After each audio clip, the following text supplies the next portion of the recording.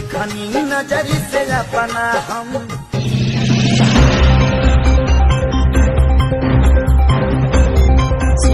जी हाँ दोस्तों, भोजपुरी स्टार के एक खेसारी लाल यादव भगवान बन गए। तमिलनाडु से लौटे हुए एक बिहारी को खेसारी लाल ने किया पैसों की मदद, बन गए भगवान। तो दोस्तों पूरी वीडियो देखने से पहले अगर आप मेरे चैनल पर नए हैं तो चैनल को सब्सक्राइब कर लें, साथ ही बेल आइकन को दबा के और पे क्लिक करना बोले ताकि भोजपुरी से रिलेटेड कोई भी जानकारी सबसे पहले आप तक पहुंचते रहे। तो दोस्तों अपने समय लेते हुए आइए वीडियो को स्टार्ट करते हैं। दोस्तों यूट्यूब हो या फेसबुक, चारों तरफ पवन सिंह और खेसारी लाल के विवाद का खबर सुनते ही होंगे।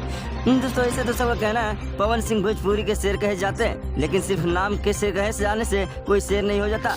दोस्तों ऐसे में खेसारी लाल ने अपना दरिया दिखलाया और तमिलनाडु में हो रहे अत्याचार, जहां बिहार को पीटा जा रहा है, भगाया जा रहा है, उन्हें खेसारी लाल यादव ने पैसों की मदद कर दी है। दोस्तों ऐसा कोई भोजपुरी एक्ट्रेस नहीं होगा जो तमिलनाडु में हो रहे अत्याचार पर ध्यान दिया होगा। दोस्तों खेसारी लाल के फैंस को गर्व करना चाहिए कि आप खेसारी लाल यादव के फैंस है, एक शेर के फैंस है। गरीब को मदद करके खेसारी लाल यादव बन गए बिहार के भगवान। वैसे दोस्तों आप किसके फैंस हैं, कमेंट बॉक्स में जरूर बताइएगा।